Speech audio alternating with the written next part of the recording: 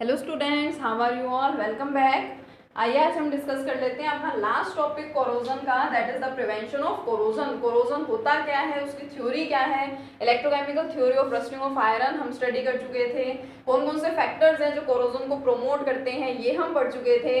Now last topic is the prevention of corrosion, कि हम corrosion को कैसे प्रिवेंट करें, ठीक है, रस्टिंग ऑफ आयरन को कैसे रोकें, या ओवरऑल कोरोजन की बात की जाए तो फर्स्ट मेथड है बैरियर प्रोटेक्शन। अभी तक आप लोग इस चीज को पढ़ते तो थे, लेकिन आप सिंपली क्या बोल देते थे कि आयरन के ऑब्जेक्ट्स के ऊपर पेंट अप्लाई करो, ठीक है, ऑयल या ग्रीस अप्लाई कर दो। अब ये क्या आप एक जिंक वाला भी पढ़ते थे, गैल्वेनाइजेशन के प्रोसेस आप स्टडी करते थे कि जिंक लेयर अप्लाई कर दो आयरन सरफेस के ऊपर, गैल्वेनाइजेशन करवा दो। ये आप अलग अलग पॉइंट्स पढ़ा करते थे। अब इन सबको क्या किया, अलग अलग कैटेगरीज में डिवाइड कर रखा है, अलग अलग कैटेगरीज में उनको क्लासिफाई कर दिया गया। तो फर्स्ट क्लासिफिकेशन इज या first method of prevention is the barrier protection. घरों में आप लोग देखते हैं ना, ग्रिल्स हैं, ठीक है, रेलिंग्स है, उस पर क्या कर देते हैं, उस पर पेंट अप्लाई कर दिया जाता है ताकि आयरन की रस्टिंग ना हो, आयरन पे जंग ना लगे। तो फर्स्ट वही है बैरियर प्रोटेक्शन, एक बैरियर बना देना है आपको। बैरियर किस तरह से कि जो आपका आयरन का ऑब्जेक्ट है, वो आयरन का ऑब्जेक्ट डायरेक्टली एटमॉस्फेयर के कांटेक्ट में ना आ सके, मॉइस्चर के कांटेक्ट में ना आ सके। तो मींस आपको एक ऐसा बैरियर वहां पे बनाना है। और वो बैरियर किस तरीके से आप बना सकते हैं, देखिए कैसे बना सकते हैं। काफी सारे मेथड्स हैं आपके पास। फर्स्ट आप क्या कीजिए, metal surface is coated with paint, उसको मेटल के सरफेस को पेंट से कोट कर देते हैं, पेंट वहां पे अप्लाई कर देते हैं। by applying oil or grease on machinery and on the surface of iron tools, जो मशीनरी है या जो आयरन के टूल्स हैं, आयरन के ऑब्जेक्ट्स हैं, उस पे ऑयल या फिर ग्रीस पे आप अप्लाई करते हैं। और फिर अगर हम कुछ ऐसा कर दें कि हम आयरन सरफेस की कोटिंग करवा दें with non corroding metals like निकल, क्रोमियम एटसेट्रा। देखिए आप इस चीज को समझिए अच्छे से, ये आयरन है, ठीक है, ये आयरन का ऑब्जेक्ट है। अब एटमॉस्फेयर, इसके चारों तरफ क्या है, मान लीजिए एटमॉस्फेयर की मैं बात कर रही हूँ, ठीक है, मैं यहाँ पे आपको इनक्लोज करके समझाती हूँ। ये आयरन यहाँ पे रखा हुआ है और ये जो मैंने दिखाई है आपको बाउंड्री, ये सब क्या है, इट इज द एटमॉस्फेयर। और इसके अंदर ऑक्सीजन है, कार्बन डाइऑक्साइड है, वाटर वेपर है, या मैं बोलूँ मॉइस्चर है, ठीक है। अब मुझे क्या करना है, मुझे इसके कोरोजन को बचाने के लिए, इसकी रस्टिंग को रोकने के लिए मुझे ये करना है कि ये जो आयरन का ऑब्जेक्ट है ये एटमॉस्फेयर के कांटेक्ट में ना आ पाए, क्योंकि इसके कांटेक्ट में आएगा तो फिर उसका कोरोजन या उसकी रस्टिंग तो होनी ही है।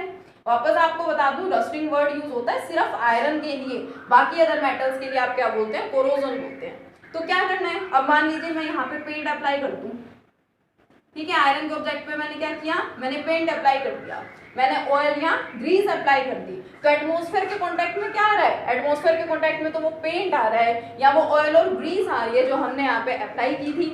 आयरन तो डायरेक्टली एटमॉस्फेयर के कांटेक्ट में आया ही नहीं है। तो इस वजह से हम आयरन को काफी लंबे टाइम तक रोक सकते हैं कि उसकी रस्टिंग होने से उसको रोका जा सके, ठीक है। तो ये दो मेथड तो हो गए। तीसरा क्या है कि हम वहां पे कोटिंग करवाते हैं आयरन के सरफेस की, किससे, नॉन कोरोडिंग मेटल से। मतलब हम यहाँ पे नॉन कोरोडिंग मेटल्स मींस ऐसे मेटल्स जिनका कोरोजन नहीं होता है, उनकी अगर हम यहाँ पे कोटिंग करवा देते हैं, मान लीजिए मैंने यहाँ पे निकल की लेयर अप्लाई करवा दी, मैंने यहाँ पे क्रोमियम की लेयर अप्लाई करवा दी, तो निकल क्रोमियम ये क्या होते हैं, नॉन कोरोडिंग मेटल्स होते हैं। तो एटमॉस्फेयर के कांटेक्ट में डायरेक्टली जो आ रहा है वो तो वो निकेल होगा या फिर क्या होगा, क्रोमियम होगा, या जिसमें नॉन कोरोडिंग मेटल का मैं यूज कर रही हूँ वो वाला मेटल होगा जो कि डायरेक्ट एटमॉस्फेयर के कांटेक्ट में आएगा। लेकिन हमें जो चाहिए वो तो हो गया ना, हम क्या चाह रहे थे कि जो आयरन है ये डायरेक्टली एटमॉस्फेयर के कांटेक्ट में ना आए। तो फिर ये क्या हो गया, रस्टिंग से हमने इसको बचा लिया ना, सिंपल सा मेथड था। और एक हम क्या कर सकते हैं, iron surface is coated with phosphate और अदर केमिकल्स। कुछ अदर केमिकल्स या फॉस्फेट से हम उसकी कोटिंग करवाते हैं। अब अदर केमिकल्स हमारे पास कौन से होने चाहिए जो कि एक क्या करें, एक थिक लेयर की फॉर्मेशन करा लें, एक थिक इनसोल्यूबल लेयर की फॉर्मेशन करवा लें। मींस ओवरऑल एक ऐसी लेयर यहाँ पे डेवलप हो जाए किसी भी तरीके से कि आयरन जो है वो डायरेक्टली एटमॉस्फेयर के कॉन्टेक्ट में ना आ पाए।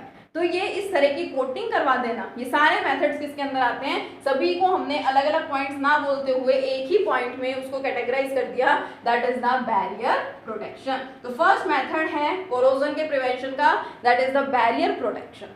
सेकंड देखिए, second is the sacrificial protection. जैसा कि इसके नाम से पता चल रहा है, सैक्रिफिशियल का मतलब सैक्रिफाइस कर देना। अब यहाँ पे क्या होता है, यहाँ पे कोई मेटल अपने आप को सैक्रिफाइस कर देता है आयरन के लिए, मीन्स हमें आयरन को बचाना है, ठीक है, तो इसको बचाने के लिए अब किसी दूसरे मेटल को क्या करना पड़ेगा, सैक्रिफाइस करना पड़ेगा, ठीक है, कि वो सैक्रिफाइस कर दे जिसकी वजह से जो आयरन है उसकी रस्टिंग बच जाए।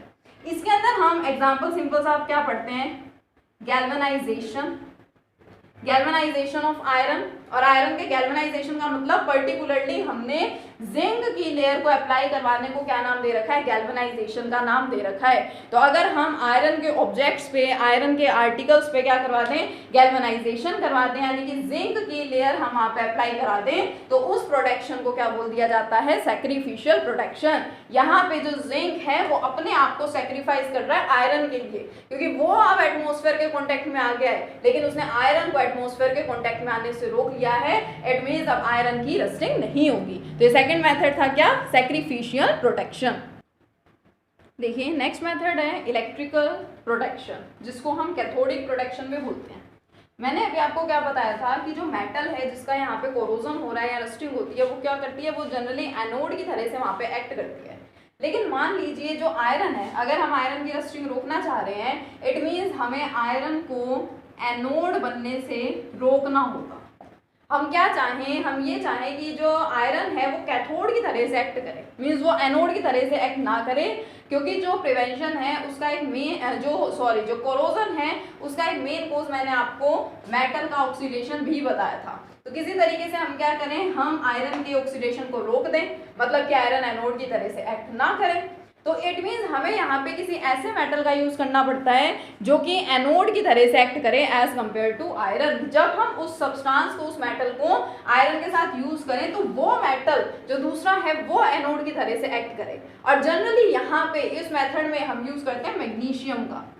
मैग्नीशियम को जब यूज किया जाता है तो मैग्नीशियम एक्ट करता है as anode, not as cathode. और यहाँ पे आयरन जो है वो कैथोड की तरह से एक्ट करता है, एनोड की तरह से एक्ट नहीं करता।